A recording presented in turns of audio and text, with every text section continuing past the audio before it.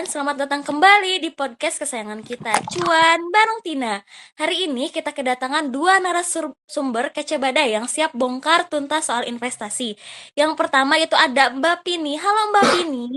Halo Tina. Mbak Pini ini adalah ahli investasi yang sudah malang melintang di dunia pasar modal. Yang kedua yaitu ada Mbak Sela. Halo Mbak Sela. Hai Tina. Mbak Sela adalah salah satu praktisi keuangan yang jago banget bikin duit bekerja untuk kita. Tepuk tangan dong buat mereka. Halo Tina, halo Sela, halo Sobat Cuan semua. Senang banget nih bisa gabung di sini. Halo Tina, hai Vini, dan hai buat semuanya. Semoga obrolan kita hari ini bisa bermanfaat ya. Pasti bermanfaat banget dong. Nah, hari ini kita mau ngobrolin topik yang sering bikin kita deg-degan para investor. Apalagi yang baru mulai, yaitu resiko pasar. Dengar kata resiko aja udah bikin merinding ya, tapi tenang. Kita akan bahas dengan bahasa yang gampang dicerna, kayak lagi ngopi-ngopi cantik aja. Betul banget Tina, resiko itu memang bagian tak terpisahkan ya dari investasi. Ibaratnya kalau kita mau untung besar, ya harus siap juga dengan potensi ruginya. Tapi bukan berarti kita pasrah aja loh, kita bisa kok memitigasi resiko itu. Nah, itu dia poin pentingnya. Jadi, kan banyak yang mikir nih, kalau resiko itu cuma soal rugi. Padahal resiko itu lebih ke arah ketidakpastian dari hasil investasi kita. Jadi, hasilnya itu lebih rendah dari yang kita harapkan, atau bahkan minus. Tapi dengan pemahaman yang baik, kita juga kan harus bisa mengelola ketidakpastian itu kan.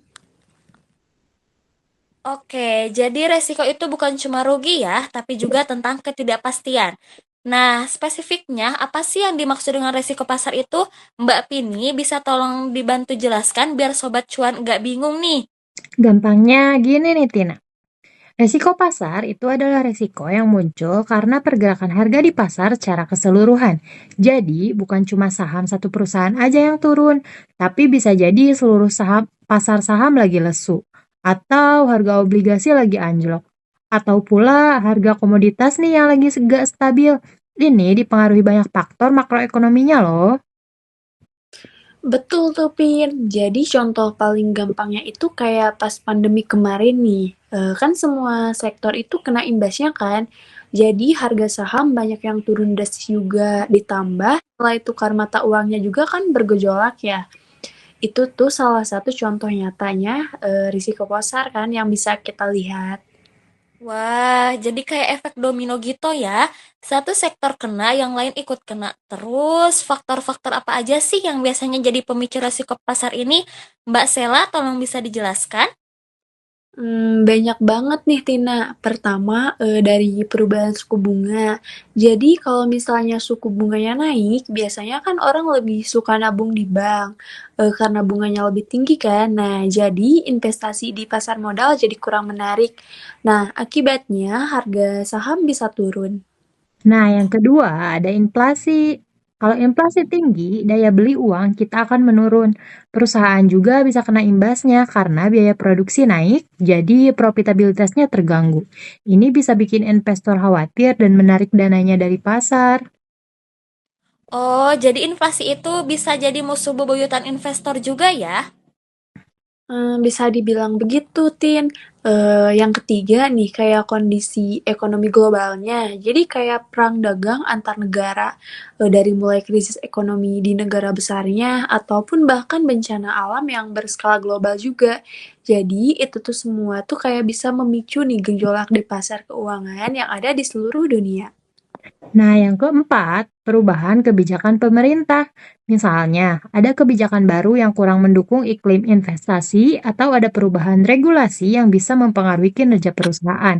Ini juga bisa bikin investor jadi hati-hati loh. Wah, ternyata banyak banget ya faktornya. Jadi, kalau kita mau berinvestasi di saham, obligasi, atau reksadana, semuanya bisa kena risiko pasar ini dong. Nah, betul sekali Tina. Hampir semua instrumen investasi itu terpapar risiko pasar. Tingkat paparannya aja yang beda-beda. Saham biasanya lebih volatil atau lebih bergejolak dibandingkan obligasi. Makanya kan penting banget nih buat kita punya diversifikasi portofolionya. Jadi jangan cuma taruh semua telur di satu keranjang. Kalau satu instrumen lagi lesu, kan instrumen lain bisa jadi penyeimbangnya kan? Nah, ini nih tips pentingnya. Diversifikasi bisa dijelaskan lebih lanjut enggak, Mbak Sela? Diversifikasi yang efektif itu kayak gimana? Jadi begini Tin, diversifikasi itu kan intinya menyebar investasi kita ke berbagai jenis aset yang berbeda, atau ke sektor-sektor yang berbeda, atau bahkan ke negara-negara yang berbeda. Misalnya nih, kita kan punya saham, obligasi, dan juga reksadana. Atau di saham kita nggak cuma beli saham teknologi aja, tapi juga saham perbankan, konsumsi, dan juga energi. Nah, itu tujuannya kalau satu sektor lagi turun, kan sektor lain bisa menopangnya. Nah, jangan lupa juga nih, diversifikasi juga bisa dilakukan dengan berinvestasi di berbagai jenis reksadana. Ada reksadana saham, reksadana pendapatan tetap, reksadana pasar uang, dan lain-lainnya. Masing-masing punya karakteristik resiko dan potensi keuntungan yang berbeda. Oke, jadi diversifikasi ini itu kunci banget ya. Selain diversifikasi, ada tips lain enggak nih buat sobat cuan biar nggak terlalu pusing sama resiko pasar? Tentu ada, Tina. Yang pertama, pahami dulu nih profil resiko diri sendiri. Kita ini tipe investor yang berani ambil resiko tinggi demi potensi untung besar atau lebih suka yang aman-aman aja. Ini penting banget biar kita nggak panik pas pasar lagi bergejolak. Nah, yang kedua ada investasi jangka panjang. Jadi, pasar itu kan memang fluktuatif nih. Jadi, kadang naik, kadang juga turun. Tapi, kalau misalnya kita investasi untuk jangka panjang, kan biasanya pergerakan naik turun itu akan terkompensasi nih. Ibaratnya, kita naik ke roller coaster, tapi tujuannya ke puncak gunung, ke puncak gunung yang tinggi kan misalnya. Wah, analoginya pas banget. Jadi, jangan gampang panik kalau lihat portofolio lagi merah ya. Betul banget nih. Yang ketiga ada lakukan riset dulu yang mendalam. Jangan cuma ikut-ikutan teman atau yang lagi viral nih. FOMO, yaitu Fear of Missing Out. Pelajari dulu nih perusahaan yang mau kita beli sahamnya atau pelajari prospektus reksadana yang mau kita investasikan. Pahami dulu nih fundamentalnya ya. Nah, yang keempat itu tetap update pada informasi, tapi jangan sampai overthinking juga ya. Cukup tahu perkembangan ekonomi, kebijakan pemerintahnya, dan juga berita-berita penting yang bisa mempengaruhi pasar. Tapi jangan sampai setiap hari mantengin grafik sahamnya sampai stres ya. Nah, ini penting nih. Jangan sampai jadi investor yang baperan ya. Terus, ada enggak sih instrumen investasi yang resikonya paling rendah dari resiko pasar ini? Kalau dibilang paling rendah, mungkin deposito berjangka atau reksadana pasar uang bisa jadi pilihan. Tapi potensi keuntungannya juga relatif lebih kecil dibandingkan instrumen lain. Ini cocok juga nih, yang memang sangat menghindari resiko. Atau ada juga nih obligasi pemerintahnya. Jadi bisa jadi pilihan nih yang relatif aman, terutama obligasi negara yang diterbitkan oleh pemerintah dengan rating kredit yang bagus. Jadi resiko gagal bayarnya itu sangat kecil. Oke, jadi ada pilihan buat yang konservatif juga ya. Nah, terakhir nih, ada pesan-pesan enggak buat sobat cuan yang mungkin masih takut-takut buat mulai investasi karena mikirin resiko pasar ini? Kalau menurut aku jangan takut untuk memulai ya. Resiko itu ada, tapi bisa dikelola.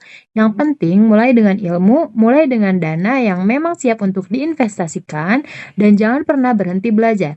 Investasi itu maraton loh, bukan sprint.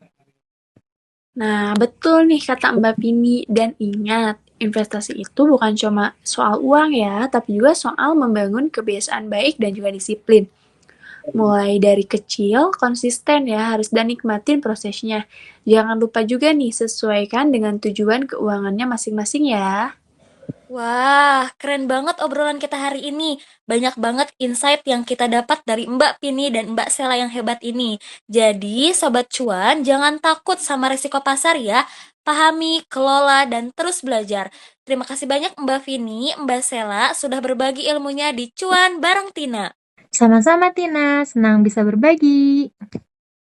Terima kasih juga Tina, semoga bermanfaat. Oke, Sobat Cuan, sampai jumpa di episode selanjutnya dengan topik yang lebih menarik lagi. Jangan lupa follow media sosial kita dan kasih rating bintang 5 ya. Salam Cuan! Hai, Bye. bye.